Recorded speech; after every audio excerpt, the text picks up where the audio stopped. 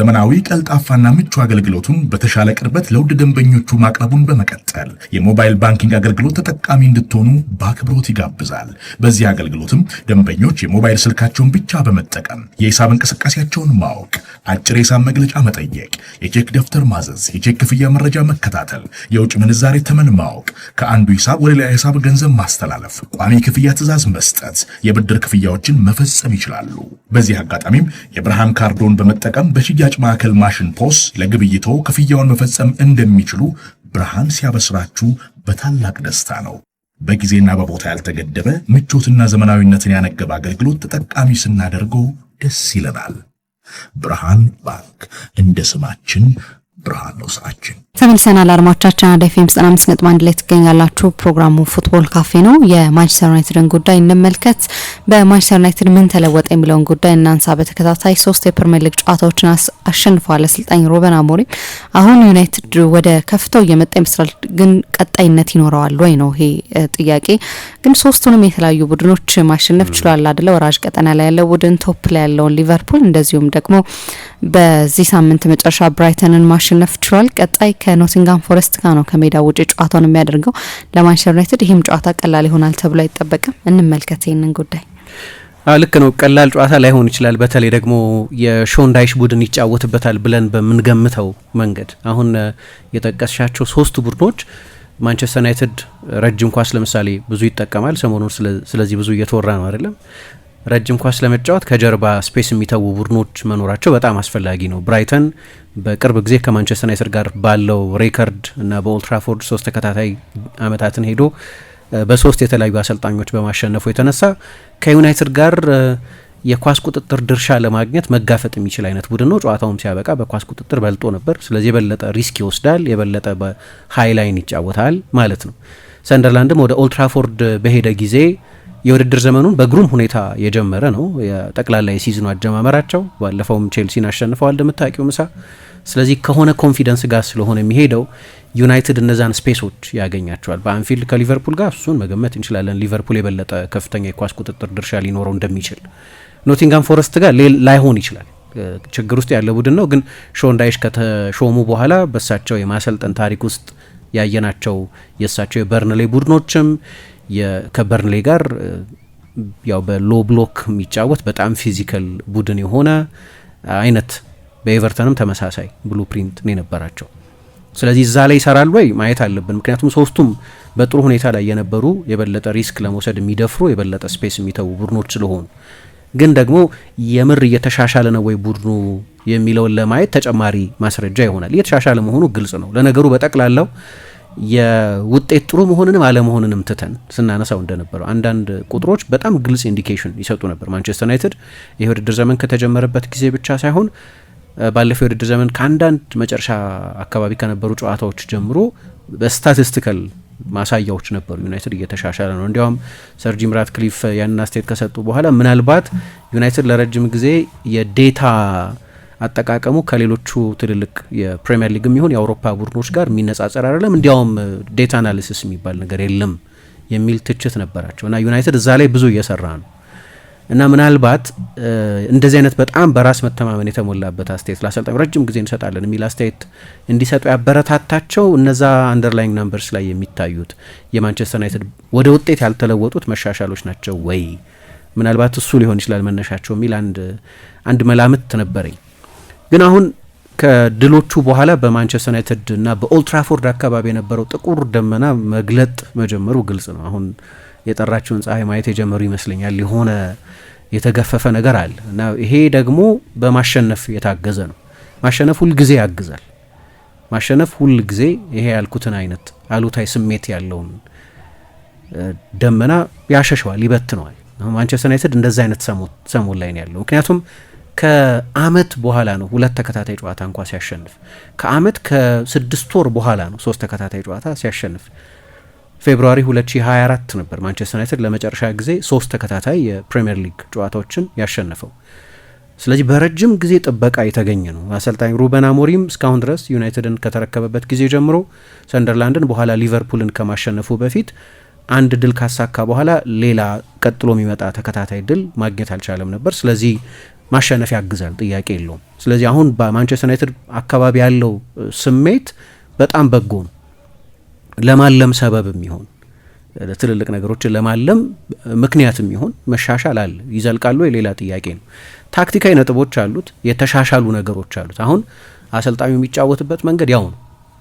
አሰልጣኙ በዚህ መንገድ ነው የሚጫወተው የሚል በጣም ፕሪንሲፕልድ የሆነ አቋም ነበረው እና የምንፈራለት ሰዎች በዚህ ኃላፊነት በእንደዚህ አይነት ከዚህ መንገድ ውጭ የለም ብሎ ማመን ላያስኬደው ይችላል። ስለዚህ ከተሳካለትም ካልተሳካለትም በዚህ የፎርሜሽን ሪጂዲቲ ምክንያት በዚህ ፎርሜሽን ባለ ግትርነት ምክንያት ወይም የመርህ ሰው መሆን ምክንያት ነው፣ በሁለቱም ነው የሚሆነው እንል ነበር። አሁን እንዲሁ ማንቸስተር ዩናይትድ በሚጫወትበት መንገድ የፎርሜሽን ለውጥ አላደረገም። እዛ የብሬንፎርድ ሽንፈት በኋላ ግን ትዊኮች አሉ። ቼንጅና ትዊክ የተለያየ ነገር ነው። የተወሰኑ ጥገናዎች፣ እርማቶች ማድረግ ጀምሯል። በጠቅላላው በግርድፍ ማንቸስተር ዩናይትድ የሚጫወትበት ፎርሜሽን ያው 3-4-2-1 ቢሆንም ለምሳሌ የማንቸስተር ዩናይትድን ከኋላ እየተጫወቱ የመውጣት ችግር ለመቅረፍ ዩናይትድ የመጀመሪያና ሁለተኛ የኳስ ቅብብል ፌዞችን መሻገር ጀምሯል። ብዙ ረጅም ኳስ ሴነ ሎመንስ ግብ ጠባቂ ሆኖ መጫወት ከጀመረ በኋላ በሶስቱም ተከታታይ ጨዋታዎች በአንፊልድ የበለጠ ብዙ ግን በሰንደርላንድም ባለፈው የብራይተንም ጨዋታ ላይ ከወትሮ ባለፉት ጥቂት ዓመታት ከሚያደርገው በተለየ ሁኔታ ረጅም ኳስ መጫወት ጀምሯል። እሱ ብቻ ሳይሆን ከብሬንፎርድ ጨዋታ በፊት የብሬንፎርድን ጨዋታ ጨምሮ ከነበሩት የበለጠ ረጅም ኳስ መጫወት ጀምሯል። የፎርሜሽን ለውጥ አይደለም፣ ግን በጨዋታ ውስጥ ያለ የቢልዳፕ አካሄድ ለውጥ ነው። የበለጠ የረጃጅም ኳሶች መጠቀም ጀምሯል። ይህ አንደኛው ነገር ነው፣ እናነሳዋለን። ሁለተኛ የአማካይ ክፍሉ በሁለት አማካዮች በተለይ ሁለቱም በድምር እድሜያቸው 65 ዓመት ገደማ የሆኑ አማካዮች ካሰሚሮ 34 መሰለኝ፣ ብሩኖ ፌርናንዴስ 31 ናቸው። ብሩኖ ሲጀመርም ጥልቅ አማካይ አይደለም እና እነዚህ ሁለት አማካዮች በተደጋጋሚ በመጀመሪያዎቹ ጨዋታዎች ላይ እንዳየ ነው በፉልሃምም በብሬንፎርድም በማንቸስተር ሲቲም ጨዋታ ላይ በተለይ ጎላ ብሎ እንዳየ ነው ሁልጊዜም በአማካይ ክፍሉ ላይ ማንቸስተር ዩናይትድ የቁጥር ብልጫ ይወሰድበት ነበር። አሁን ተመሳሳይ ነገር እየሆነ አይደለም። ሁለት አማካዮች ነው አሁን የሚጫወተው፣ ተመሳሳይ ነው። ብሩኖና ካሰሚሮ ናቸው ብዙዎቹን ጨዋታዎች የሚያደርጉት ወይም ሁሉንም ጨዋታዎች የሚያደርጉት። ነገር ግን እንደ ቀደሙት ጊዜያት የአማካይ ክፍል ዶሚናንስ እየተወሰደበት አይደለም። ለምን? አሰልጣኙ ምን ለውጥ አደረገ? የፎርሜሽን ለውጥ አይደለም፣ ግን የተጫዋቾች የሚና አፕሊኬሽን ለውጥ ግን አለ። ለምሳሌ ባለፈው ከብራይተን ጋር በነበረው ጨዋታ ከብዙ ኳስ የነካው ተጫዋች ሊያውም ጨዋታውን ያልጨረሰው ማቴዎስ ኩኛ ነው። ድሮፕ ያደርግ ስለነበር ተጨማሪ አማካይ ይሆን ስለነበር ብራያን ምቤሞም ይሄንን ያደርጋል። ከሌሎቹ ጨዋታዎች የበለጠ ባለፉት 3 ጨዋታዎች ድሮፕ ማድረግ ጀምረዋል። ስለዚህ ማንቸስተር ዩናይትድን በአማካይ ስፍራ ላይ እንደ መጀመሪያዎቹ ጨዋታዎች በአውት ነምበር ማድረግ አይቻልም ወይ በቁጥር መብለጥ አይቻልም። እንዲህ አይነት እርማቶች አድርጓል አሰልጣኙ። በተከታታይ አማድን ማጫወት ጀምሯል። ከብራያን ምቤሞ ጋር በጣም ጥሩ ኬሚስትሪ ሁለቱ ተጫዋቾች እየፈጠሩ ነው። ግን እነዚህ ነገሮች መኖራቸው እንደተጠበቀ ሆኖ ከዛ የቶተንሃም ጨዋታ ሽንፈት በኋላ የነበረው ስሜት ነበር አይደለም፣ ከዩሮፓ ሊግ የፍጻሜ ጨዋታ ሽንፈት በኋላ። ምክንያቱም ያ ጨዋታ ላይ ለማንቸስተር ዩናይትድ እንደው ትልቅ ትርጉም እንደነበረው አድርገን ነበር እንረዳ የነበረው። በሚቀጥለው ዝውውር ላይ ቡድኑ ራሱን በሚገባ ማጠናከር አይችልም ያለ ቻምፒየንስ ሊግ ገንዘብ፣ ሰር ጂም ራትክሊፍም የሚሰጧቸው የነበሩ ምልክቶች ዩናይትድ ገንዘብ የለውም የሚል ስለነበር እንግዲህ ከዚህ ሊብስ ነው ማለት ነው የማንቸስተር ዩናይትድ ስኳድ ቡድኑን ማጠናከር የሚችለው የቻምፒየንስ ሊግን ገንዘብ ቢያገኝ ኖሮ ነው። ስፖርታዊ ትርፍ ብቻ ሳይሆን በጣም አስፈላጊ ነው ለማንቸስተር ዩናይትድ ፋይናንስ። 2 ተከታታይ ዓመት ከቻምፒየንስ ሊግ እግር ኳስ ውጪ መራቅ እንደ ዩናይትድ ላለ ሀብታም ክለብም ቢሆን ጉዳት ነው። ለምሳሌ ዩናይትድ ብዙ ገንዘብ አሁንም ያገኛል አይደለም። ለምሳሌ የዛሬ 10 ዓመት በኮሜርሻል ሬቬኒው ሊቨርፑል ማንቸስተር ዩናይትድን ይበልጣል ብዬ አስቤ አላውቅም። በኮሜርሻል ሬቬኒው ከንግድ የሚገኙ ገቢዎች ላይ ሊቨርፑል ማንቸስተር ዩናይትድን በልጧል። ምክንያቱም የሊቨርፑል ብራንድ አሁን ቻምፒየንስ ሊግን የማሸነፍ ብራንድ ነው፣ ፕሪሚየር ሊግ የማሸነፍ ብራንድ ነው። ማንቸስተር ዩናይትድን ይህንን ካደረገ ረጅም ጊዜ ሆኖታል። በፕሪሚየር ሊግ 13 ዓመት ሆኖታል። በቻምፒየንስ ሊግ 2008ን ያሸነፈው ስለዚህ 17 ዓመት ሆኖታል። በኮሜርሻል ሬቬኒው ሊቨርፑል ይበልጣል እና ማንቸስተር ዩናይትድ በፋይናንሳዊ ምክንያቶችም ቻምፒየንስ ሊግን ይፈልገዋል። እዛ ውድድር ላይ በዓለም ትልቁ የክለቦች ውድድር ላይ ኢንተርሚተንትሊ መሳተፍ አልፎ አልፎ መሳተፍ አይበቃው። በብዙ ምክንያቶች በጣም መጥፎ ስሜት የተፈጠረበት ጨዋታ ነው ማለት ይቻላል። የዩናይትድ ደጋፊዎች ሜይቢ የዝቅታ ነጥብ ነው፣ ምክንያቱም ብዙ ተስፋ ያደረጉበት ጨዋታ ስለነበር። ግን አንድ ሩበን አሞሪምን በጣም ማድነቅ የሚገባ ከሆነ ማድነቅ የሚያስፈልገው ብዙ ጊዜ የሰሞኑን የሪያል ማድሪድን ጉዳይ በተመለከተ የአትሌቲክ ያወጣው አንድ ዘገባ ነበር። እያሸነፈ ከ13 ጨዋታ 12ቱን እንኳ አሸንፈው ጭምር መልበሻ ክፍል ውስጥ ያሉ የማጉረምረም ድምጾች አሉ። ትልቅ ቡድን ስታሰለጥኝ እንኳን እየተሸነፍሽ እያሸነፍሽም የስኳድ ኮመራዶሪ የሚሉት የቡድን አንድነትን ይዞ መጠበቅ በጣም ያስቸግራል። በድል ጊዜም ጭምር መልበሻ ክፍሎች በትልልቅ ቡድኖች ውስጥ ፖለቲካል ናቸው። በሪያል ማድሪድ አሁን ያለው ስብስብ ውስጥ በማንቸስተር ዩናይትድ ካሉ ተጫዋቾች የበለጠ ኦቨርሳይዝ ዲጎ ያላቸው ለራሳቸው ያላቸው ግምት በዓለም ምርጡ ተጫዋች ነኝ ብለው ሊያስቡ የሚያስችል ስኬት ያላቸው ብዙ ተጫዋቾች አሉ። ማንቸስተር ዩናይትድ አሁን እንደዛ ላይሆን ይችላል። 15ኛ ሆኖ ከጨረሰበት ሲዝን ከዛ በፊት 8ኛ ሆኖ ከጨረሰበት ሲዝን ስለሆነ የመጣው የብዙዎቹ ተጫዋቾች ስቶክ ወርዷል። ቢሆንም ግን ከባድ ነው ያሸነፍሽ ጭምር መልበሻ ክፍል መቆጣጠር። በዚህ ውስጥ ማድነቅ የሚገባው ነገር የሆኑ ቅሬታዎች የሉም ማለት ባይቻልም በቡድኑ ኮር ላይ ግን በአንድም አጋጣሚ አሰልጣኝ ሩበን አሞሪም መልበሻ ክፍሉን አጥቶታል የሚል ወሬ ሰምቼ አላቅም። ማጣት ናቹራል ሆኖ ሳለ ማለት ነው። ገና በ2 ወር በ3 ወር ያው በቴንሃግ ላይ እንደምታውቂው ትልቅ ዲስኮንቴንት ነበር። በሌሎች አሰልጣኞች ላይ ይሄንን ነገር እንሰማ ነበር፣ በሞሪኞም ጊዜ በሌሎችም አሰልጣኞች ጊዜ። በእንደዚህ አይነት ጊዜ ውስጥም ቢሆን በማንቸስተር ዩናይትድ መልበሻ ክፍል ውስጥ እንዲህ አይነት ነገር አልሰማንም። አሁን የባድ አፕልስ የሚሏቸው የተበላሹ አፕሎች አልነበሩም ማለት አይደል። የጋርናቾ ጉዳይ፣ የማርከስ ራሽፎርድ ጉዳይ፣ የጄደን ሳንቾ ጉዳይ የዚህ ስብስብ አካል የነበረም ወይም ሩበን አሞሪም ኃላፊነቱን ከተረከበ ጊዜ ጀምሮ የነበረም ባይሆን የማንቸስተር ዩናይትድ ተጫዋች ነው። ስለዚህ ሁሌ የማንቸስተር ዩናይትድ ተጫዋች ሆኖ እስካለ ድረስ የእሱ እያንዳንዱ በሶሻል ሚዲያ ለምሳሌ የሚኖር ተሳትፎ ያንን ኔጌቲቪቲ ይዞት ይመጣል። እነዚህ ተጫዋቾች ገሸሽ ማለታቸው ሊሆን ይችላል። የአንቶኒም አለመኖር አንቶኒ በመልበሻ ክፍል ውስጥ አሉታዊ ስሜት የሚፈጥር ተጫዋች ሆኖ ሳይሆን ነገር ግን 100 ሚሊዮን የወጣበት ተጫዋች ሆኖ የማይጫወት ተጫዋች መሆኑ ብቻውን ኔጌቲቭ ኤነርጂ ነው። ምናልባት የእነዚህም ተጫዋቾች መልቀቅ ሊሆን ይችላል። ግን የመልበሻ ክፍሉ የስኳድ ኮሞራዶር አንዳንድ ሰዎች እንደሚሉት በአመታት ውስጥ ያልታየ አይነት ህብረት አለ። በሽንፈቶቹም ጊዜ አሁን እያሸነፉ ሲሆንማ ጊዜው ብራ ነው፣ ጥሩ ነው። ግን በሽንፈትም ጊዜ ልክ እንደዚህ ሆኑ እና አንዳንድ ተጫዋቾች በሀገራቸው ምክንያት ይሁን በእድሜያቸው ምክንያት ይሁን በማንቸስተር ዩናይትድ ባላቸው ታሪክ ምክንያት ይሁን ጓደኞች እንዲሆኑ የማይጠበቁ ተጫዋቾች በጣም የቅርብ ጓደኞች ናቸው። ለምሳሌ ጆሹዋ ዚርክዜና ብሩኖ ፌርናንዴዝ የማንቸስተር ዩናይትድ ቁጥር 1 አይነኬ ተጫዋች ነው። ከፕሪሚየር ሊግም ከአውሮፓ ምርጥ ተጫዋቾች መካከል አንደኛው ነው። ዚርክዜ ጥር ሲመጣ ላይ ቆይ ይችላል። ስለዚህ በስኳድ ውስጥና በማንቸስተር ዩናይትድ ውስጥ ያላቸው ስታተስ በጣም የተለያየ ቢሆንም ግን ጠንካራ ብሮማንስ አላቸው። በጣም የቅርብ ጓደኞች ናቸው። አዲስ ተጫዋች የሚሆንም ማቴዎስ ኩኛ ብራዚላዊ ነው እሱ ለምሳሌ። ስለዚህ ከካሴሚሮ ጋር ወይም ሌላ የሉዞ ፎንተና ጋር ከሆነው ከብሩኖ ጋር ወይ ከዳሎ ጋር አይደለም ጓደኛ እንዲሆን የምትጠብቂ ወይም ፖርቱጋል ውስጥ ከተጫወተው ማኑኤል ኡጋርቴ ጋር። ግን በማንቸስተር ዩናይትድ ስብስብ ውስጥ የቅርብ ጓደኛው እንግሊዛዊው ሉክ ሾው ነው እና እንዲህ አይነት አንላይክሊ ብሮማንስ አለ ይላሉ። የማይጠበቅ አይነት ጓደኝነት። አዲስ የመጣው ዲዮጎ ዳሎ ከማን ነው ቤንጃሚን ሼሽኮ ከዲዮጎ ዳሎ ጋር የቅርብ ጓደኛ ነው ለምሳሌ። አሁን ይሄ ሀገር የመጡበት ሀገር ወይ ዜግነታቸው አልወሰነውም፣ ዴሞግራፊክ ኤጃቸው አልወሰነውም። በእድሜ አንደኛው በጣም ትልቅ ሊሆን ይችላል፣ አንደኛው በጣም ወጣት ሊሆን ይችላል። ወይ ደግሞ በቡድን ውስጥ ያላቸው ሚና አልወሰነው። በጣም ወሳኝ ተጫዋች መሆን ወይም ፔሪፌሪ መሆን ወይ ቤንች መሆን፣ እንደ ዚርክዜ ከስንት ጊዜ አንዴ መጫወት። አሁን ስለ ተጫዋቾቹም ይነግረኛል ይሄ። ለምሳሌ ስለ ዚርክዜ አይነት ተጫዋች የቡድን አቲቲዩድ እየተጫወተ አይደለም ለማኩረፍ በዛ ወፍራም ጃኬት ውስጥ ተደብቆ ምናምን ልክ ጨዋታው ካለቀ በኋላ ሹልክ ብሎ ወደ ኦልድ ትራፎርድ መልበሻ ክፍል ለመግባት ምናምን በቂ ሰበብ አለው። እየተጫወተ አይደለም። ባለፈው ዘ ዲያሪ ኦፍ ዘ ሲኢኦ ሚላን ፖድካስት ላይ የርገን ክሎፕ ቀርበው ስለ ዳርዊን ኑኔዝ ሲናገሩ ነበር።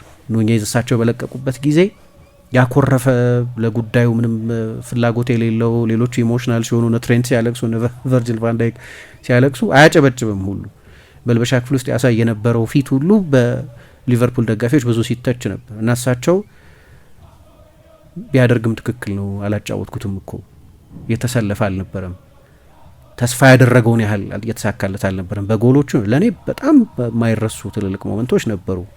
ግንኙነቴም እንደ ፕሮፌሽናል እንደ አሰልጣኝ፣ እሱ ደግሞ እንደ ኳስ ተጫዋች በጣም ጥሩ ነበር። ግን ደግሞ እየተጫወት ብዙ ጨዋታ እያጫወትኩት አልነበረም። ስለዚህ እንደዚህ አይነት ስሜት እንኳ ተሰምቶት ቢሆን ትክክል ነው አሉ። ብዙ የማይሰለፍ ተጫዋች እንዲህ አይነት ገጽታ ማሳየቱ ማኩረፉ የሚጠበቅ ዚርክዜ ለምሳሌ በአንዳንድ ጨዋታዎች ላይ በጣም ሚኒማል ሮል ኖሮት ማንቸስተር ዩናይትድ ጎል ሲያስቆጥር ከማንም ተጫዋች በላይ ሲቦርቅ የምታየው እሱ ነው። ባለፈው በአንፊልድ እንደነበረው አይነት ማለት ነው። የራሱን የግል ኢንትረስት አይደለም ያዩ የቡድን ወይም ምን እንደምለው የትልቁ የማንቸስተር ዩናይትድ ግሎሪ ነው የታየው እንጂ ያልተጫወትኩም ሚናዬ በጣም ውስን ነው ምናምን ብሎ የራሱን ኢንትረስት ብቻ ማየት ይችል ነበር።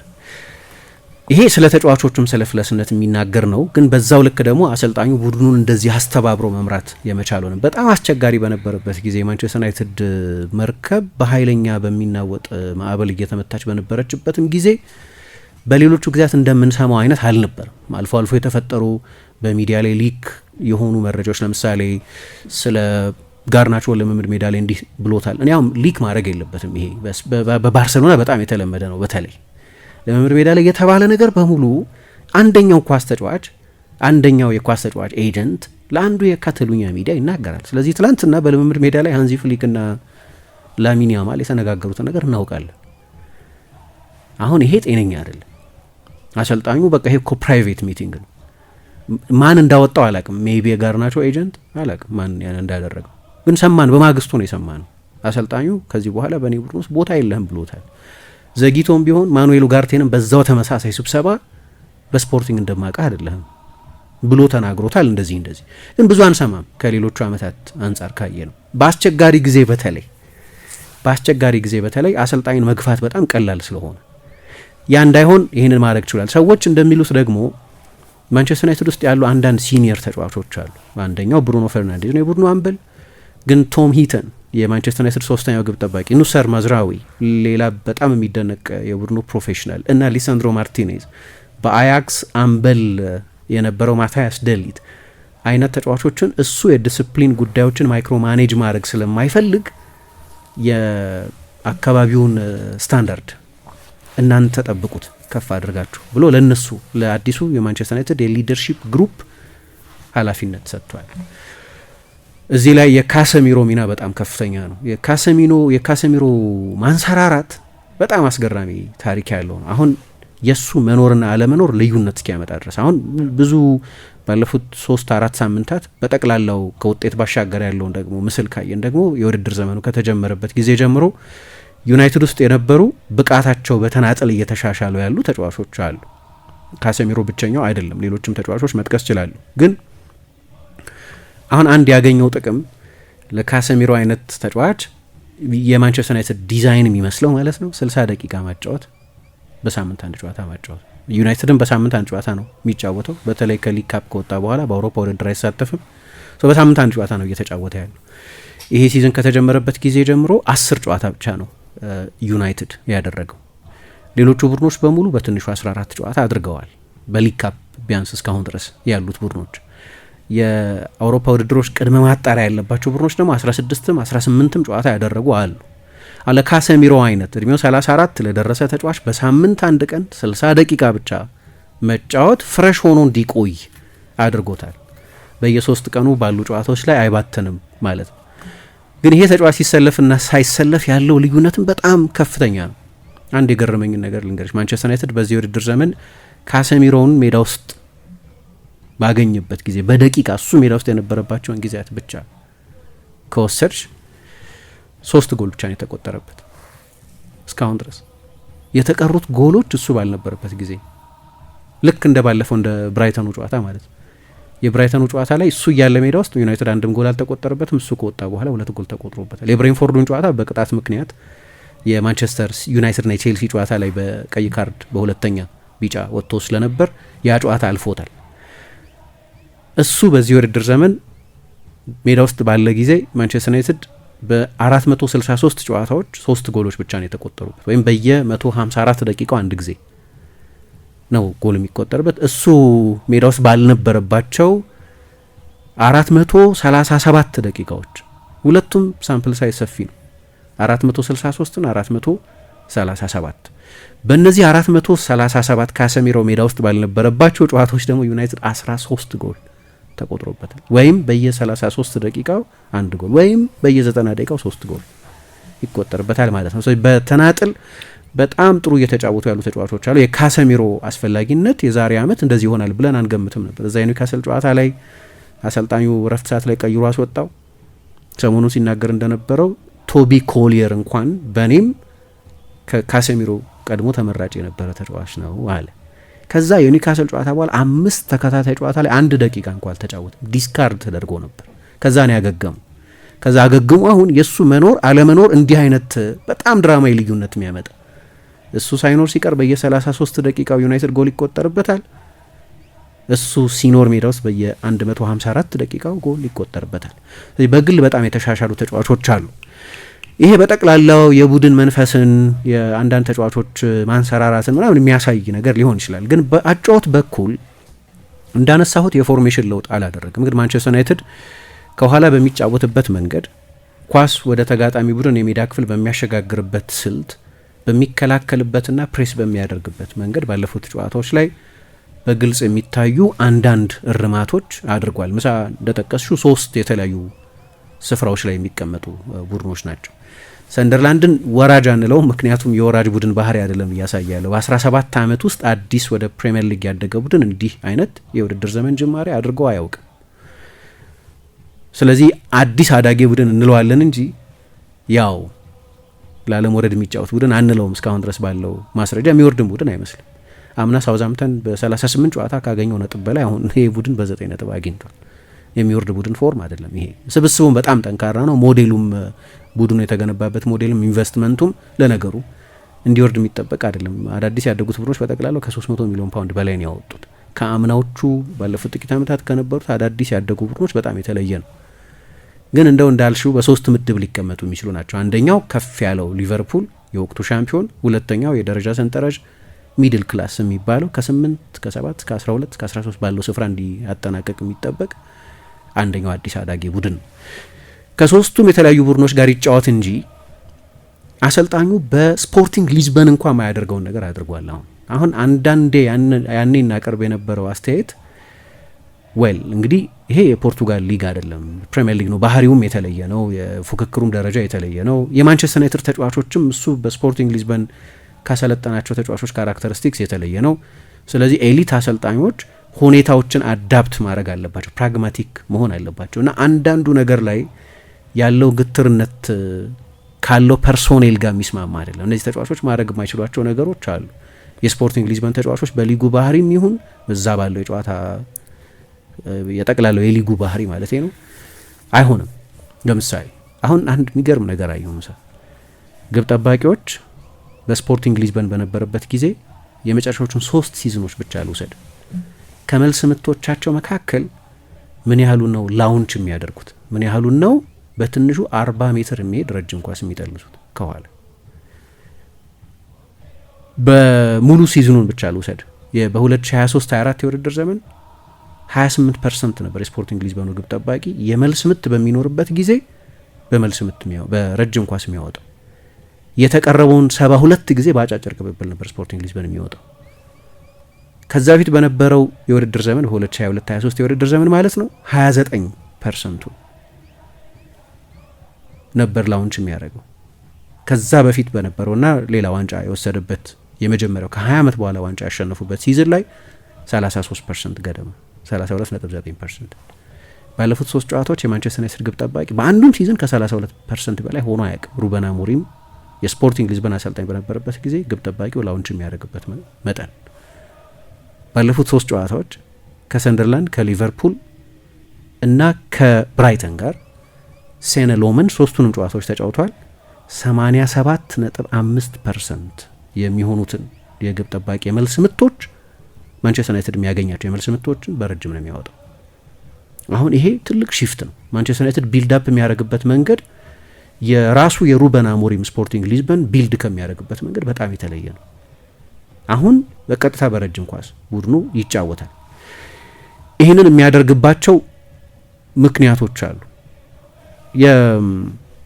የኦፕን ፕሌይ ፓስስም የሚባሉት አሁን ይሄ እንደ የቆመ ኳስ ማለት ይወጣል ኳሱ፣ ከዛ የመልስ ምት ማንቸስተር ዩናይትድ ያገኛል። በመልስ ምት ያሉት ናቸው እነዚህ። የኦፕን ፕሌይ ላውንጅስ ደግሞ የሚባሉ አሉ። ኳሱ መስመር ወጥቶ የመልስ ምት ሳይሰጥ ግን በክፍት ጨዋታ ግብ ጠባቂው ጋር ኳሱ ሲደርስ ምን ያህሉን በረጅም ኳስ ያወጣዋል።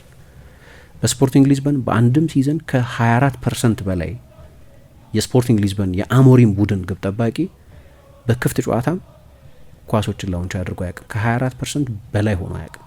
ሴነ ሎመን 75%። ያለፉትን 3 ጨዋታዎች ብቻ ስንወስድ አንደኛው ያደረገው ነገር የእግር ኳስን ባህሪ እሱ ነው። አሁን አዳፕት ያደረገው እሱ ብዙ ጊዜ እናነሳለን። ረጅም ኳስ በስቷል።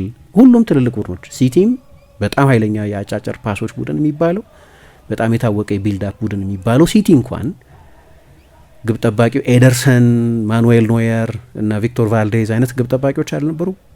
ፔፕ አዳፕት አደረገና እንደ ጂያንሉጂ ዶናሩማ አይነት ግብ ጠባቂ አመጣ። ከዛ የብሬንፎርድ ጨዋታ በኋላም ሩበን አሞሪም ከዛ ፊት ባለው ጊዜ አነጻጽረዋለሁ። ይሄ የውድድር ዘመን ሲጀመር አልታይ ባይንዲር ይሄን ያህል ላውንች አያደርግም ነበር። እሱ ነበር ሁሉንም ጨዋታዎች ያደረገው። ኦናና ጥቂት ጨዋታዎች ተሰልፏል አይደል? ግን ባይንዲር ነው ብዙ ጊዜ የተጫወተው።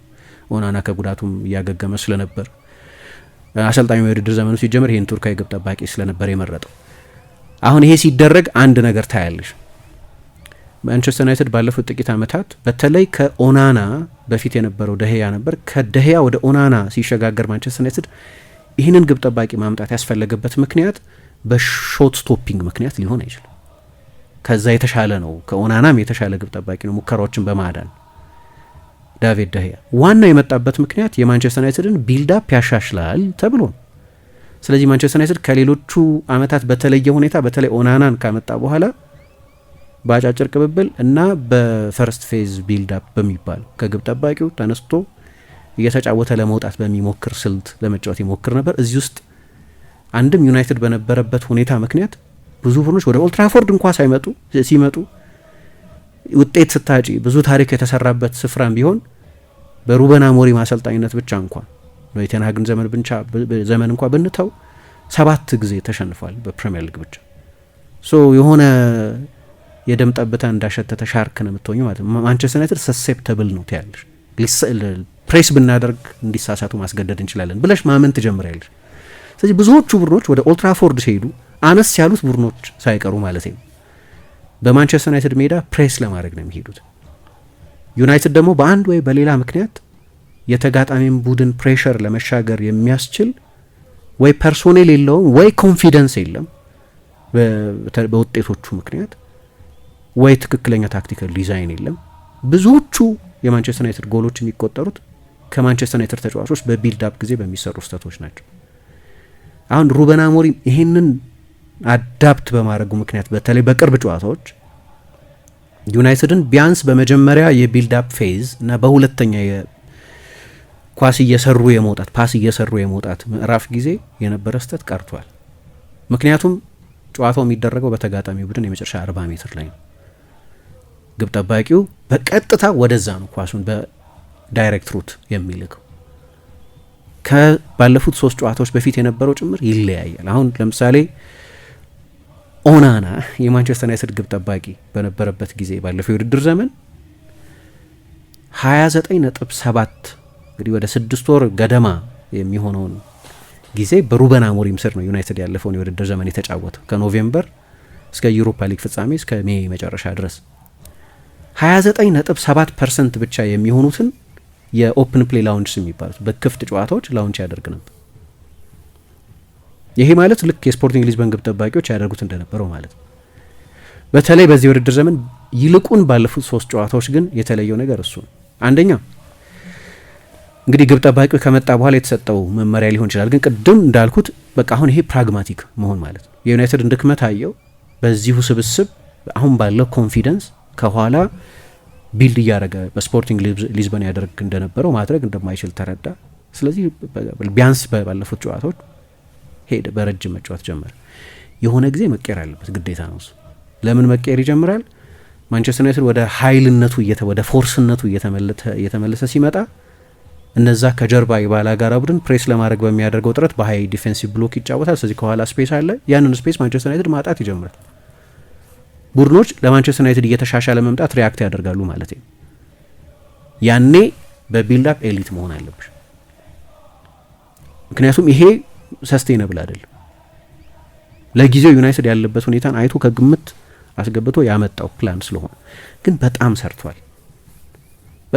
ረጃጅም ኳሶች እየተጫወተ ስለሆነ ያው የውድድር ዘመኑን ሲጀምሩ ከ6 ጨዋታ 3 ጨዋታ ተሸንፎ ነው የጀመረው ማንቸስተር ዩናይትድ እና አንዳንድ ለውጦች አድርጓል። አሁን ያለፉትን 3 ጨዋታዎች ልውሰድ። አንድ ቦታ ሳይ የሰንደርላንድ ጨዋታ ላይ ግብ ጠባቂው 37 ረጃጅም ኳሶች ነው ወደፊት የላከው በክፍት ጨዋታ በኦፕን ፕሌይም በጎል ኪክም በመልስ ምትም ጊዜ። በአንፊልድ 45 ረጃጅም ኳሶች ከግብ ጠባቂው ብቻ። ሊቨርፑል በዛ ጨዋታ ላይ 47 ረጃጅም ኳሶች ነው እንደ ቡድን የተጫወተው። ማንቸስተር ዩናይትድ ብቻ 45 ረጃጅም ኳሶችን ከግብ ጠባቂው ወደፊት ልኳል። በባለፈው የብራይተን ጨዋታ 32 ረጃጅም ኳሶች ልኳል። አሁን ይሄ የውድድር ዘመን ከተጀመረበት ጊዜ ጀምሮ ካለፉት 2 ሲዝኖች ጋር ካወዳደር ነው የ76% ልዩነት አለው ወይ መሻሻል አለው። ማንቸስተር ዩናይትድ አሁን አጫጭር ብዙ ሪስክ ከሚወሰድባቸው ኳሶች ይልቅ ረጃጅም ኳሶች ነው ብዙ እየተጫወተ ያለው። ይህንን ለማድረግ የሚያበረታቱ ምክንያቶች ግን ያሉት ይመስላል። የባላጋራ ቡድንን ኢንካሬጅድ የሆነ ፕሬሲንግ ዩናይትድን ፕሬስ ማድረግ እችላለሁ የሚለውን ያንን እምነትም ይሁን ጥረት ለመሻገር ከመሞከር ባሻገር አሁን ይህንን አይነት ነገር ሌሎች አሰልጣኞች ለምሳሌ ጓርዲዮላ ለተመረጡ ጨዋታዎች ሲል ያደርገው ነበር። ለምሳሌ የቦሩሲያ ዶርትሙንድ የየርገን ክሎፕ የቦሩሲያ ዶርትሙንድ ፕሬሲንግ አፋኝ ስለነበር የሱ ቡድን ከኋላ እየተጫወተ በመውጣት በዓለም ላይ ሜቢ በታሪክ የሚስተካከለው ቡድን የነበረ አይቻልም። በፔፕ ጓርዲዮላ መንገድ ፕሬስ እያደረገ መውጣት ማነው ቢልድ እያደረገ መውጣት የሚችል ቡድን አይቻልም። ለምሳሌ ሁለቱ ሴንተር ሃፎች በኋላ በፍጹም ቅጣት ምት ሳጥን ኳስ እየተቀባበሉ መውጣት የተፈቀደው የዛሬ 2 ዓመት 3 ዓመት በሳጥን ውስጥ ግብ ጠባቂ ማቀበል አይችልም ለራሱ ቡድን ተጫዋች ከቆመ ኳስ። አሁን ያ እንዲያውም የበለጠ አጠናከረው የሲቲን ቢልድ አፕ ከባርሴሎና ባየር ሚኒክም የበለጠ። ግን ለምሳሌ ሁለቱ ሴንተር ሃፎች የማዕዘን ምት የመምቻው መስመር ላይ ወጥተው ኳስ ለመቀበል ሲሞክሩ ያየሁት በመደበኝነት በፔፕ ባርሴሎና ውስጥ ነው። ግን እንደው ፕሬስ ሊያደርጉት የሚሞክሩ ቡድኖች ካሉ ከዛ የመጀመሪያ ፈርስት ላይን ኦፍ ፕሬሸር ከሚባሉ ጀርባ ይሁን በዲያጎናል ኳስ በሚዲየም ቦል ወደ ጎን ይሁን የተጋጣሚን ቡድን የፕሬሲንግ ኔትወርክ በማለፍ ይሁን ወይ ለ6 ቁጥሩ እየተጫወተ በመውጣት ይሁን ወይ በላቮልፔ ደንብ ግብ ጠባቂው ራሱ ኳሱን እየገፋ በመውጣት ይሁን ብዙ ቫራይቲም ያለው ቡድን ነው ነበር። አንዳንዴ ምን ያደርግ ነበር ግን ልክ እንደ ዶርትሙንድ አይነት ቡድን ሲገጥመው በረጅሙ ይሄዳል። ይሄ ዲፎልት ፕላን ሊሆን አይችልም። ምክንያቱም ይሄንኑ ተመሳሳይ መንገድ ይዘሽ ከማይንዝ ጋር በተጫወች አይሰራም። ማይንዝ የራሱ የፍጹም ቅጣት ምት ሳጥኑ ስለሆነ የሚከትመው ከዶርትሙንድ ጋር ግን ይሰራል። በሃይ ዲፌንሲቭ ብሎክ ነው የሚጫወተው። ስለዚህ ከጀርባቸው 50 ሜትር ክፍት ቦታ ታገኛለሽ እና ለሌቫንዶቭስኪና እዛ ጨዋታ ላይ ሌቫንዶቭስኪን እንዲያግዝ በቁመቱ ምክንያት በተጫወተው ሃቪ ማርቲኔዝ ምክንያት ረጅም ኳስ መጫወት ያዋጣል። ሁሌ ይሆናል አይሆንም። ለዛ ነው ባየርን የሚገጥሙት ቡድኖች 98% የሚሆኑት ቡድኖች እንደ ዶርትሙንድ አይገጥሙትም በአውሮፓም ይሁን በሀገር ውስጥ በሁሉም ውድድሮች። ስለዚህ ኤሊት የፖሴሽን ቡድን ኤሊት የቢልድ አፕ ቡድን መሆን ነበረበት። ምርጫ የለውም። ለትልልቅ ቡድኖች ሁሉ የሚሰራ ነው ይሄ። አሁን ግን ዩናይትድ ባለበት ሁኔታ 50% ነው የማንቸስተር ዩናይትድ የዚህ ውድድር ዘመን የፖሴሽን ሼር። አሁን መሻሻል አለበት። ለምሳሌ የበለጠ ሰስቴንድ በሆነ መንገድ ለመጫወት 50% ማለት ካለፈው የውድድር ዘመን እንኳ በ4% ያንሳል።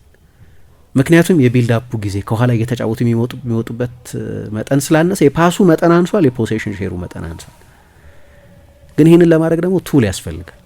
ምን ያስፈልጋል? ረጅም አጥቂ ያስፈልጋል። ያ ረጅም አጥቂ ቤንያሚን ሼሽኮ ነው። 1.95 ነው ቁመቱ። ልክ ዶናሩማ ለሃላንድ ኳስ ቢጥል እንደሚያዋጣው ማለት ነው። ሌላ 1.90 ምናምን ቁመት ተጫዋች። ስለዚህ አንደኛው የሼሽኮ መምጣት ተጨማሪ ምክንያት ነው። የመጀመሪያ ኳስ ያሸንፋል። ሁለተኛ ኳስ ሉዝ ቦሎች ማሸነፍ የሚችሉ ደግሞ እንደ ብራያን ምቤሞ በፍጥነት ወደ ስፔስ ድሪፍት ማድረግ የሚችሉ እንደ ምቤሞ፣ እንደ ማውንት፣ እንደ ማቴዎስ ኩኛ፣ እንደ አማድ አይነት ተጫዋቾች ደግሞ አሉት። አሁን ይህንኑ መንገድ በሜቢ በዚርክዜ ላድርገው ብትይ አይሆንም። ወይ ማውንትን ሀሰተኛ 9 ቁጥር በማድረግ ልትሞክሪ ብትፈልግ እያንዳንዱ ረጅም ኳስ በቀጥታ ለባላጋራ ቡድን የሚደርሰው ማለት ነው። ሼሽኮ ካለ ግን ረጅም ነው በቁመት። አሁን ከጠቀስኳቸው 3 ጨዋታዎች በሁለቱ ተሰልፏል። 90 ደቂቃ ነው የተሰለፈው። የሊቨርፑልን ጨዋታ ተቀይሮ ገብቶ ነው የተጫወተው። ግን የሼሽኮ መምጣት እና ከዛ ጨዋታ በኋላ ነው እንግዲህ ብሬንፎርድን ጨዋታ ጀምሯል። ግን በመደበኝነት መሰለፍ የጀመረው የመጀመሪያዎቹ ጨዋታዎች ላይ አይጀምርም ነበር፣ በኋላ ነው መሰለፍ የጀመረው። ስለዚህ ሮ ማቴሪያሉ አለው ማለት ነው። የራሱንም ጥንካሬ ከግምት ያስገባ ነው። የባላጋራ ቡድኖችንም አፕሮች ከግምት ያስገባ ነው። የባላጋራ ቡድኖች በተለያየ ምክንያት ኢንካሬጅድ ናቸው። ሌላኛው ነጥብ የማንቸስተር ዩናይትድ የማጥቃት ነጥብ ነው። ማንቸስተር ዩናይትድ በማጥቃቱ ላይ ፍጥነት ጨምሯል። እኔ ሲፈርሙም ተጫዋቾቹም በተለይም ቤሞ ሊመጣ ሲል ያነሳውን አንደኛው ነገር የማንቸስተር ዩናይትድ ማጥቃት በአንድ ጊር ወይ በሁለት ጊር ብቻ የሚጫወት ነው። ሱፐርሶኒክ ፋስት አይደለም፣ ፈጣን አይደለም፣ ያን ያህል ፈጣን አይደለም፣ ዝግ ያለ ነው። ዝግ ያለ ሆነ ማለት የባላጋራ ቡድን የሚደራጅበት ጊዜ ያገኛል ማለት ነው።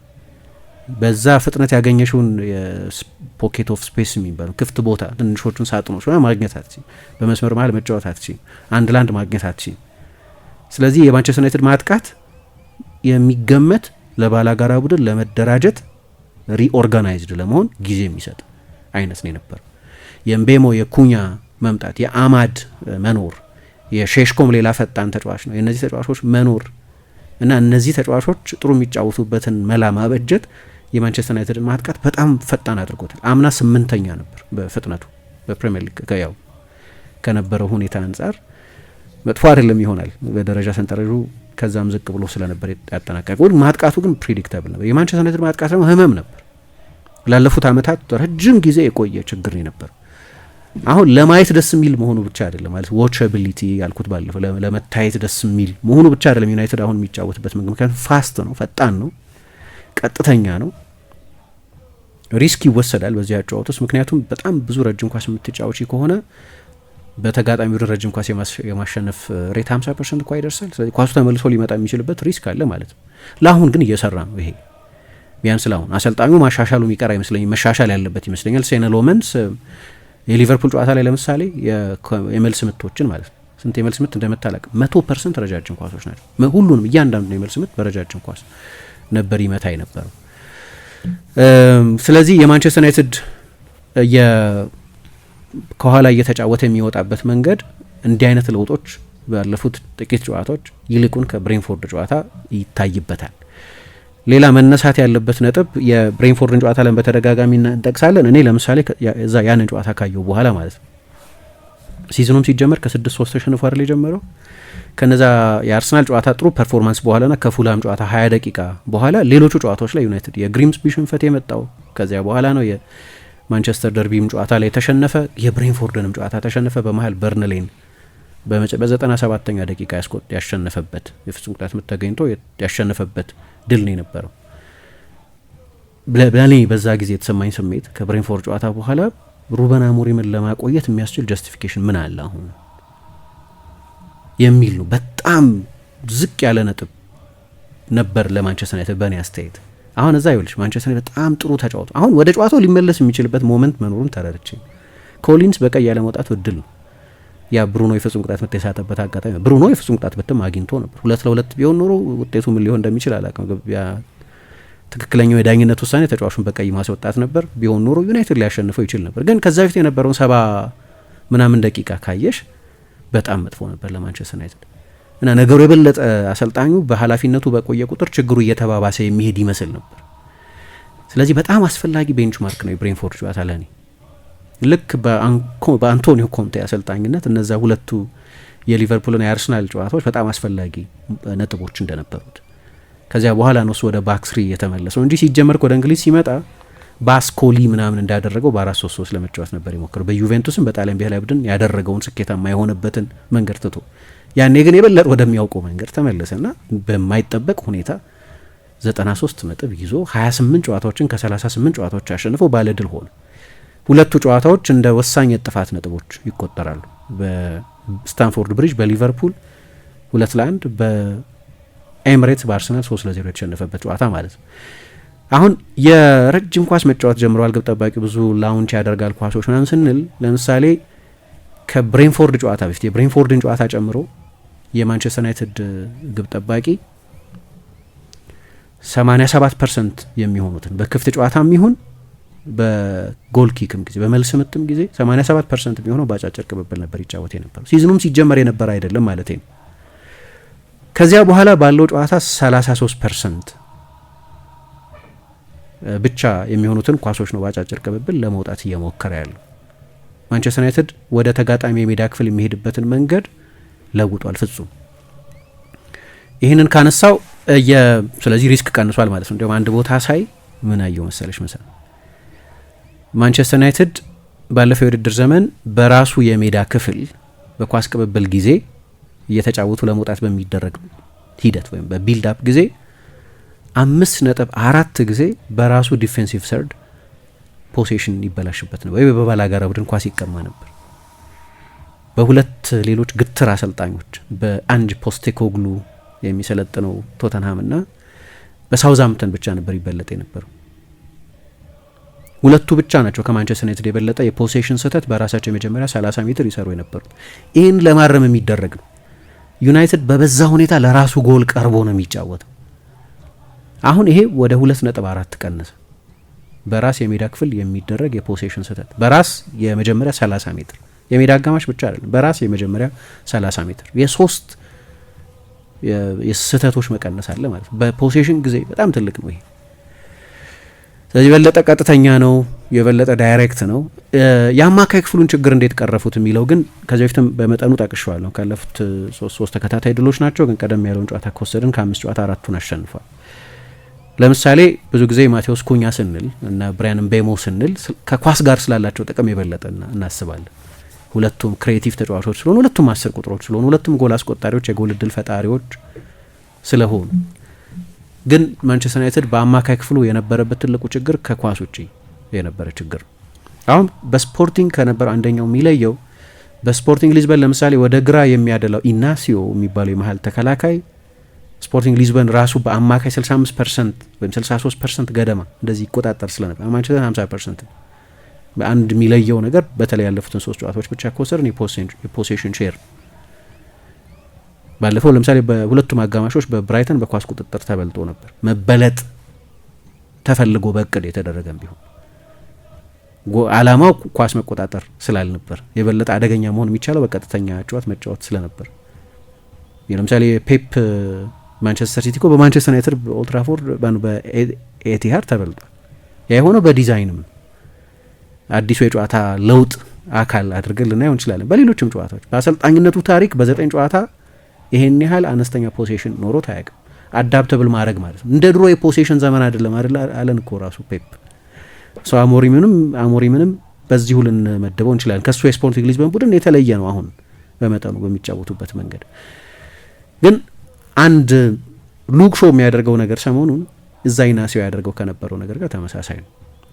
የሆነ ጊዜ ማንቸስተር ዩናይትድ አማካይ ማስፈረም ያስፈልገዋል የሚል ነጥብ ባነሳንበት ጊዜ በእርግጥ አማካይ ቦታ ላይ መብለጥ ማለት የግድ በሴንትራል አማካዮች መታጨቅ ማለት አይደለም። እንዴት ነው ኦቨርሎድ የምትፈጥሪው፣ እንዴት ነው የቁጥር ብልጫ የምትወስጂው የሚለው ይወስነዋል። ለምሳሌ አንዳንድ ቡድኖች ፔፕን ጨምሮ ወደ ውስጥ የሚገቡ የመስመር ተከላካዮችን ይጠቀማሉ። ስለዚህ በግራፊክስ 4-2-3 ነው 4-3-3 እንኳ ቢመስለን አይደለም። ምክንያቱም ሲቲ 70% ኳስ የሚቆጣጠር ቡድን ነው ብዙ ጊዜ፣ ከዛም ይበልጣል አንዳንዴ። ያንን ያህል የፖሴሽን ሼር በሚይዝበት የጨዋታው ምዕራፍ ማለት ነው ዚንቼንኮ ወይም ካንሴሎ ወይም ፋቢያን ዴልፍ ወይም ፊሊፕ ላም መጨረሻ አካባቢ ዳንኤል አልቬስ ኤፌክቲቭሊ አማካዮች ናቸው። አማካይ ብለን አንረዳቸውም እንጂ እንደ አማካይ ነው የሚጫወቱት። ሲቲ ከኳስ ውጭ በሚሆንባቸው 30% ወይም 35% የባላጋራ ቡድን ፖሴሽን ሼር በሚያደርግበት የጨዋታው ምዕራፍ ብቻ ፉልባኮች ይሆናሉ። ስለዚህ አልፎ አልፎ ፉልባኮች የሚሆኑ ግን በመደበኝነት አማካዮች የሚሆኑ ናቸው እንላለን። ስለዚህ ሲቲ እውነት አይደለም በአንድ 6 ቁጥር እየተጫወተ ነው መባሉ። ቻምፒየንስ ሊግ በወሰዱበት ጊዜ ደግሞ ከተከላካይ ነበር እንዲህ አይነት የሚድፊልድ ኦቨርሎድ የሚፈጠረው፣ ምክንያቱም ጆን ስቶንስ ወደ መሀል ይመጣ ስለነበር። ስለዚህ ያኔም በአንድ 6 ቁጥር እየተጫወቱ አልነበረም፣ ደብል ፒቮት ነው ማለት ነው። የስፖርቲንግ ሊዝበን 3-4-3 ጂኒየስም የነበረው እሱ ኢናሲዮ ይወጣል እና ተጨማሪ አማካይ ይሆናል።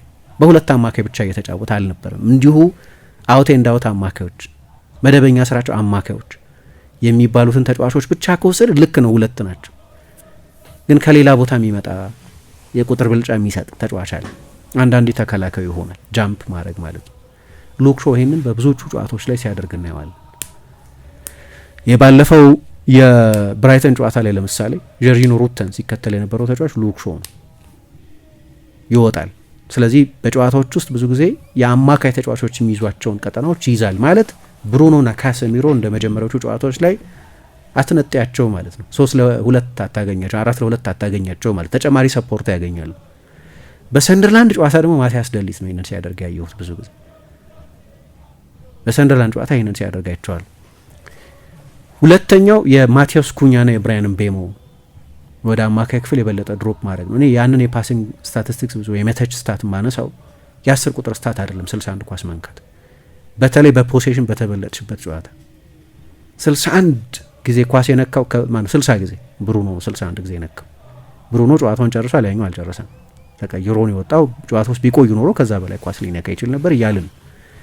ምክንያቱም የአማካይ ተጫዋቾች የሚገኙበት ቴሪቶሪ ላይ መገኘት ጀመረ። ምቤሞ ወደ ኋላ ይመለሳል፣ ማቴዎስ ኩኛ ወደ ኋላ ይመለሳል። ስለዚህ ዩናይትድን እንደ መጀመሪያዎቹ ጨዋታዎች 3-2 4-2 ማግኘት አትችልም። ሚካኤል ዳምስጋርድን ወይም አሌክስ ዎቢን ወይም ፊል ፎደንን እንደ ቺት ኮድ መጠቀማችሁ ማለት ነው። ምክንያቱም እነዚህ ሁለት ተጫዋቾች ለሁለቱ አማካዮች በቂ ሽፋን መስጠት ጀምረዋል። ስለዚህ ባለፈው ካርሎስ ባሌባ ወይም ያሲን አያሪ ሁለቱ የብራይተን ተጫዋቾች እንደ ሌሎቹ ጨዋታዎች ላይ ባሌባ ያው ፊዚካል ተጫዋች ነው፣ እንደዚህ ተመሳሳይ ብልጫ አልነበራቸውም። አሁን እንዲህ ሲሆን የማንቸስተር ዩናይትድ ማጥቃት አይበደልም ወይ እንላለን አይደለም። ብዙ ድሮፕ የሚያደርጉ ከሆነ አሁን አማድ አለ። አሁን አማድ ባለፈው ሲናገር ምን ሰማሁት? በእኔና በብራያን ምቤሞ መሀል ማንም 10 ቁጥር አይደለም፣ ማንም ዊንግ ባክ አይደለም አለ። ዶቪቴል ነው የምናደርገው አለ፣ ሚና ነው የምንቀያየረው። ስለዚህ እሱ እንደ ራይት ዊንግ ባክ በሚሆንበት ጊዜ ወይም ወደ ኋላ ሲያፈገፍግ እኔ 10 ቁጥር ሆናለሁ፣ እሱ 10 ቁጥር በሚሆንበት ጊዜ እኔ ዊንግ ባክ ሆናለሁ። ይሄ ማለት ከፍተኛ የፖዚሽን ሮቴሽን አለ ማለት የሚና መለዋወጥ አለ በጨዋታ ውስጥ ማለት ነው። አሁን ይሄ ሲሆን ማቲያስ ደሊት የቀኝ ፉል ባክ ይሆናል እና በእኔ እምነት እንዲያው ማንቸስተር ዩናይትድ ብዙ ጊዜ በባክ 4 ነው የሚጫወተው፣ በባክ 5 አይደለም። ኦፍኮርስ ሲከላከል ይመለሳል ወደ ኋላ አማድ፣ ግን መሰረታዊ ዝንባሌው ግን ማጥቃት። እኔ አማድ ዊንግ ባክ የሚሆን ከሆነ የነበረኝ ስጋት በጣም ጥሩ የማጥቃት ተጫዋች ስለሆነ ማንቸስተር ዩናይትድ ሜቢ በደረጃ ከፍ ያለ ተጫዋች ብራያን ምቤሞን ቢያመጣም በአማድ የእግር ኳስ ተጫዋችነት ፕሮግረስ ላይ ግን ምን ማለት ነው? በጣም ክሬቲቭ ተጫዋች ነው። በጠባብ ስፔስ መጫወት የሚችል ተጫዋች ነው። አምና ከብሩኖ ቀጥሎ የዩናይትድ አደገኛው ተጫዋች እሱ ነው የነበረው። አሰልጣኙ አንዳንድ ጨዋታዎች ላይ ዊንግ ባክ አድርጎ ተጠቅሞበታል። ግን ትልልቆቹ ፐርፎርማንሶች በ10 ቁጥርነት የተገኙ ናቸው። አሁን መደበኛ 10 ቁጥር አይደለም፣ ግን የማጥቃት ኃይሉንም አልተበደለም። ለምሳሌ ሊቨርፑል ላይ ያንን ኳስ በፑንት ለምቤሞ የሰጠው እሱ ነው። ዩናይትድ በቀላሉ 2-0 ሊሆን ይችል ነበር። ብሩኖ ሌላ እድል አግኝቶ ስለነበር ያንንም ኳስ የሰጠው እሱ ነው። የመጨረሻው 30 ሜትር ላይ ይሄንን ያደረገው። ስለዚህ አማድም ከሌላ ትጉ ተጫዋች ጋር አብሮ እንዲጫወት በመደረጉ ምክንያት ከኳስ ውጪ ባለው ትጋት ምክንያት ብራያን ምቤሞ አማድ ወደፊት በሚሄድበት ጊዜ የእሱን ቦታ ከቨር ማድረግ የሚችልም የሚፈቅድም ኢጎ የሌለው ተጫዋች ነው ብራያን ምቤሞ። በጣም የሚገርም ወርክ ሬት ነው ያለው። በነገራችን በጣም ፍጥነት ጨምሯል። ቅድም ስለ ፍጥነት ስናወራ በፕሪሚየር ሊግ አምና ከቶፕ 5 ፈጣን ተጫዋቾች መካከል አንደኛው ነበር። ዘንድሮም ልክ እንደዚሁ ቶፕ ስፒዶቹን ብታይ ከፕሪሚየር ሊግ ፈጣን ተጫዋቾች መካከል አንደኛው ነው። ስለዚህ እሱም በጣም በሁለቱ መካከል ያለው ኬሚስትሪ አሁን ጥሩ።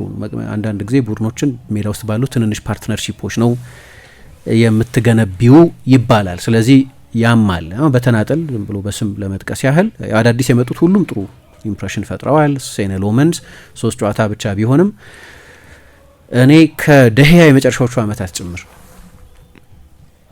በጣም የተረጋጋ አሁን እያነጻጸርኩት አይደለም። አንዳንድ ትልልቅ ስሞችን ጠቅስ ምንጽጽር ሊመስል ይችላል፣ ግን ከትልቁ ነገር እርጋታ የሚፈጥር ግብ ጠባቂ መሆኑ በባህሪውም በጣም የሰከነ ነው። እንደምናየው እንዳልኩት የኔ የፒተር ቼክ ታይፕ ግብ ጠባቂ ነው ላል በጣም ወይ ኩርቱዋ ወይ እንዲህ አይነት ግብ ወይም ያኖ ብላክ አይነት ቀዝቃዛ ግብ ጠባቂዎች አሉ። ካልኩሌትድ የሆኑ ግብ ጠባቂ የነሱ ባህሪ ያለው ይመስላል። ማየት አለብን። ገና 3 ጨዋታ ነው። 3 ጨዋታ በጣም ትንሽ ሳምፕል ሳይዝ ነው። አስቸጋሪ ጊዜያት በሚመጡበት ጊዜ ግብ ጠባቂ በጣም የኮንፊደንስ ቦታ ስለሆነ ያኔ እንዴት ሪያክት እንደሚያደርግ ማየት ያስፈልጋል። እሱ ልዩነት አምጥቷል። አዳዲሶች የማጥቃት ተጫዋቾች ብዙ ጊዜ አንስተዋል፣ ምንም ጥያቄ የለውም። ከፍ ያለ ጥራት ጨምረዋል። ግን ደግሞ ቡድን ውስጥ የነበሩ ተጫዋቾችም ሉክ ሾው ሰሞኑን ጥሩ እየተጫወተ ነው። ሃሪ መጓየር በተለይ የክለች ሞመንቶች ይጨምራል። ደግሞ ትልልቅ ጨዋታዎች ላይ ትልልቅ ጎሎች ያስቆጥራል። ማቲያስ ደሊት ጥሩ መጫወት ጀምሯል። ካሴሚሮን ቅድም ጠቅሼዋለሁ። ብሩኖ ነው። እኔ እንዲያውም አንድ ቡድኑን ጥሩ አስማምቶ ይዟል አሰልጣኙ የምልበት ምክንያት የብሩኖ አይነቱን ተጫዋች ለምን ቦታ የተነካብኝ ብሎ ለማኩረፍ በቂ ነው አይደለም። የአሰልጣኙ የማን ማኔጅመንት ሜተድ ይሰራል ማለት ነው። በቃ ብሩኖን እዛ ቦታ ላይ ማጫወት እየሰራ ነው እየሰራ አይደለም በረጅም ጊዜ እናየዋለን። አንዳንድ ጨዋታዎች ላይ ይሰራ አይመስልም ነበር። ሰሞኑ ደህና ነው፣ በተለይ ብዙ ከቨር እያገኘ ስለሆነ። ግን መልበሻ ክፍሉን እንዳላጣው አንድ ጥሩ ማሳያ ነው። 6 ቁጥር አድርጎ ወይም ከሁለቱ ጥልቅ አማካዮች አድርጎ እየተጠቀመበት ነው። ከኳስ ውጭ ያለ ኃይለኛ ትጋት አለ። ምሳሌ አንድ የፕሪሚየር ሊግ ዌብሳይት ላይ ከኳስ ውጭ ብዙ ሩጫ ያደረገ ተጫዋች ብሪያን ምቤሞ ነው። 228 ሩጫዎች ያደርጓል። ከዛ በኋላ ፍሎሪያን ቪርትዝ ብዙ ነጻነትም ስላለው አሰልጣኙ ባይሳካለትም እስካሁን ድረስ ግን ከኳስ ውጭ ቢዚ ተጫዋች ነው እንደምታውቂው። ከሱ ቀጥሎ ያለው እሱ ነው። ብዙ ስፕሪንት ያደርጋል። 208 ስፕሪንቶች ያደርጓል። በዚህም በፕሪሚየር ሊግ 3ኛ ነው። ፈጣን ፍጥነት በማስመዝገብ የተወሰኑ ተጫዋቾች ናቸው የሚበልጡት። እንዳልኩት 5ኛ ነው። ኬቨን ሻደ፣ ጃክሰን ሹቱዋ፣ ፔድሮ ኔቶ፣ ዴስቲኒ ኡዶጊ ብቻ ናቸው ከሱ የበለጠ ቶፕ ስፒድ ያስመዘገቡት ተጫዋቾች። ዩናይትድ እንደ ልብም ስዊች እንዲያደርግ ደግሞ ይለጥጣል። አሁን እንደ ብሬንፎርድ ተጫዋችነቱ ከመስመር የሚነሳ ተጫዋች አይደለም። የበለጠ ኢንሳይድ ነው የሚጫወተው። በውጭ በኩል አማድም ስላለ የ10 ቁጥር ሚና ሜዳ መለጠጥ ስላልሆነ እሱ የበለጠ የዊንግ ባኮች ኃላፊነት ስለሆነ ማቴዎስ ኩኛ በብሩኖ ላይ የነበረን የክሬቲቪቲ በርደን ቀንሷል።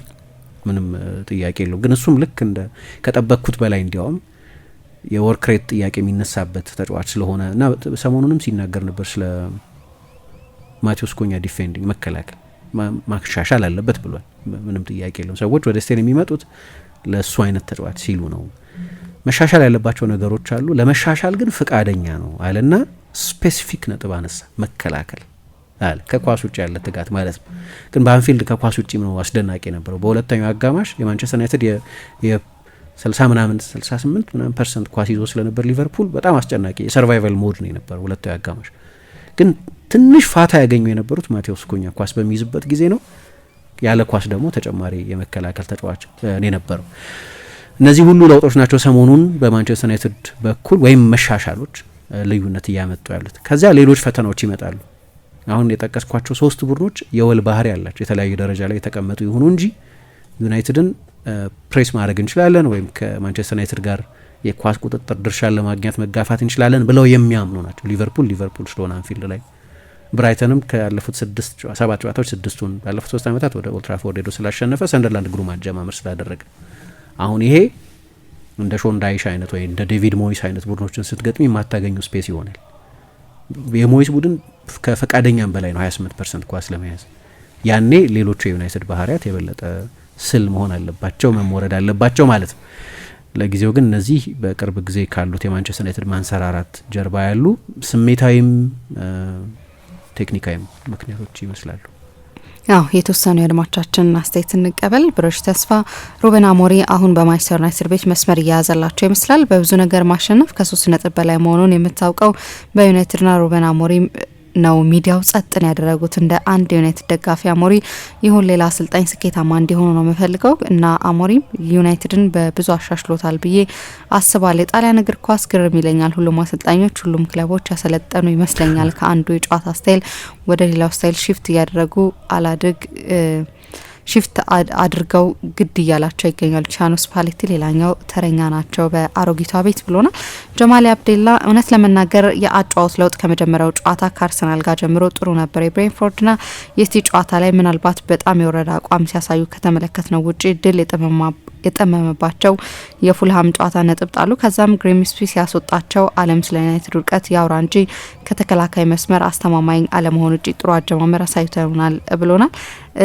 ተሙ ሚል አድማጫችን ማንቸስተር ዩናይትድ ከሰሞኑ በመጠኑም ቢሆን ስሙን የሚመጥን ኦልድ ትራፎርድ ተገኝተውና በቴሌቪዥን መስኮት ለሚከታተሉ ልብ ደጋፊዎች የሚመጥን ጨዋታ እያስመለከተን ይገኛል። ከፈርጉሰን መልቀቅ በኋላ ሩበን አሞሪም ስትራክቸር ያለው ቡድን ከውጤት ጋር ባለፉት 3 ጨዋታዎች አሳይቶናል። በተለይም 3-4-3 አስተላለፍ ላይ የሙጤ ማለቱ ውጤት አልባ ሆኖ በብዙ ያስወቅሰው ሩበን ቢሮ ስብሰባ ጠርተው ሳይቀር አስተላለፍን ቀይር ተብሎ በዝምታ ቢሮ ለቆ የወጣውና ከ3 እና 4 ሳምንት በፊት የእንግሊዝ ሚዲያዎች ለመባረር እና ስለሱን ተክተው ስለሚመጡ አሰልጣኙ ተስፋ ሲያወሩለት የነበረው ሩበን አሞሪም ቀስ በቀስ በፈለገው ቡድን ቅርጽ ቡድኑን ውጤት እያመጣለት ይገኛል። በተለይም ለማሊያውና ለባጅ የሚጫወቱ ተጫዋቾች የበዙበት የሚመስል መሆኑ ከዚህ በፊት አሁን ላይ የማንቸስተር ዩናይትድ ጨዋታ በመጣ ቁጥር ለማየት የሚያሳቅቅ መሆኑ በብዙ ቀንሶት በሳምንት ውስጥ ተናፋቂውን ቡድን እያስመለከተን ይገኛል።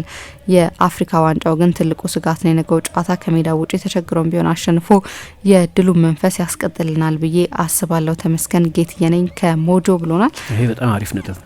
የአፍሪካ ዋንጫ ማለት ቤሞ የለም ለካሜሩን ብሔራዊ ቡድን፣ አማድ የለም ለኮት ዲቯር ብሔራዊ ቡድን። ደግሞ ቀደም ብሎ ነው የሚደረገው። ዘንድሮ የዓለም ዋንጫ የሚደረግበት አመት ስለሆነ እስከ ፌብሩዋሪ ድረስ አይሄድም፣ እስከ ጃንዋሪ 18 ነው እና የፕሪሚየር ሊግ ጨዋታዎች ቢዚ በሚሆኑበት ጊዜ አሁን ቅድም ያልኩት ከዩናይትድ ጥንካሬዎች መካከል አንደኛው ይሄ አክሲስ ነው ያልን ነበር። ኑሰር መዝራዊ ብዙ አይጫወትም፣ እሱም ወደ አፍሪካ ዋንጫው ይሄዳል። ይሄ አፍሪካውያን ተጫዋቾች በብዛት ስላሏቸው ቡድኖች ፈተና ነው እና እዛ ቦታ ላይ ደግሞ የቀኝ 10 ቁጥር ሆኖ መጫወት የሚችሉት ኢምፕሮቫይዜሽን ያስፈልገዋል ለጊዜው። ሌላ ተጫዋች ግን የለው፣ ሌላ ተጫዋች ያለው አይመስለኝም። የግራ 10 ቁጥር ሆኖ መጫወት የሚችል ሌላ ተጫዋች ማውንትን ማጫወት ይችላል ነው፣ ግን ማውንት የግራ 10 ቁጥር ነው። ብሩኖን ማጫወት ይችላል። ብሩኖ የቱን ቦታ ኤሊት መሆን ስለሚችል፣ ግን አሪፍ ነጥብ ስለመሰለኝ አፍሪካ ዋንጫው ሊጎዳቸው ይችላል። አሰበ ደምሴ የሚል አድማጫችን ከብሬንፎርዱ ጨዋታ በቀር ዩናይትድ መሸነፍ ነበረበት የሚለው ጨዋታ የለኝም። እስኪ ከአሞሪም በኋላ ቀውስ ውስጥ የሚገባ አሰልጣኝ ከአሞሪም በላይ ቀውስ ውስጥ የሚገባ አሰልጣኝ ይኖራል ብሎ ማን አስበው ነበር? እስከ መጨረሻው አብሬያችሁ ነኝ ብሎናል። የመጨረሻ አስተያየት እንቀበል። አማን ለሁሉ ይሆን የሚል አድማጫችን የተለወጠው አንደኛ ባልተለመደ ሁኔታ በተከታታይ ጨዋታዎች ማሸነፍ፣ ሁለተኛ የሌሎች ቡድኖች ውጤት እንደጠበቅነው ባለመሆኑ ትልቅ ግምት ካገኙት ሊቨርፑልና ሲቲ ያለው ነጥብ መቀራረቡ፣ ሶስተኛ የተሻለ ጨዋታና ሙከራ እድገት ማሳየቱ፣ ሌሎች ምክንያቶችን መጥቀስ ቢቻልም ማንቸስተር ዩናይትድ ካወጣው ወጪ ካመጣቸው ተጫዋቾች አንጻር ለአውሮፓ ስፍራ ማግኘት የሚጠበቅበት መሆኑ አሁን ያለበት ስፍራ በተጠበቀው ልክ እየሄደለት ይመስለኛል ብሎናል። እናመሰግናለን አድማጮቻችን። ቆይታችሁን አራዳ ኤፍ ኤም 95.1 ላይ እንድታደርጉ ነው መንጋብዛችሁ። አጋሮች አሉና አብረውን እየዘለቁ ያሉት ኢቲስዊች የፉትቦል ካፌ አጋር ነው። ኢቲስዊች የኤቲኤም አገልግሎትን በተመለከተ ከዚህ ቀደም አንድ ግለሰብ ገንዘብ ማውጣት ሲፈልግ ደንበኛ ከሆነበት ባንክ ቀርቦ ገንዘቡን ማውጣት ይችላል። ብርሃን ባንክ ዘመናዊ ቀልጣፋና ምቹ አገልግሎቱን በተሻለ ቅርበት ለውድ ደንበኞቹ ማቅረቡን በመቀጠል የሞባይል ባንኪንግ አገልግሎት ተጠቃሚ እንድትሆኑ በአክብሮት ይጋብዛል። በዚህ አገልግሎትም ደንበኞች የሞባይል ስልካቸውን ብቻ በመጠቀም የሂሳብ እንቅስቃሴያቸውን ማወቅ፣ አጭር የሂሳብ መግለጫ መጠየቅ፣ የቼክ ደብተር ማዘዝ፣ የቼክ ክፍያ መረጃ መከታተል፣ የውጭ ምንዛሬ ተመን ማወቅ፣ ከአንዱ ሂሳብ ወደ ሌላ ሂሳብ ገንዘብ ማስተላለፍ፣ ቋሚ ክፍያ ትዕዛዝ መስጠት፣ የብድር ክፍያዎችን መፈጸም ይችላሉ። በዚህ አጋጣሚም የብርሃን ካርዶን በመጠቀም በሽያጭ ማዕከል ማሽን ፖስ ለግብይቶ ክፍያውን መፈጸም እንደሚችሉ ብርሃን ሲያበስራችሁ በታላቅ ደስታ ነው። በጊዜና በቦታ ያልተገደበ ምቾትና ዘመናዊነትን ያነገበ አገልግሎት ተጠቃሚ ስናደርገው ደስ ይለናል። ብርሃን ባንክ እንደ ስማችን ብርሃን ነው ስራችን።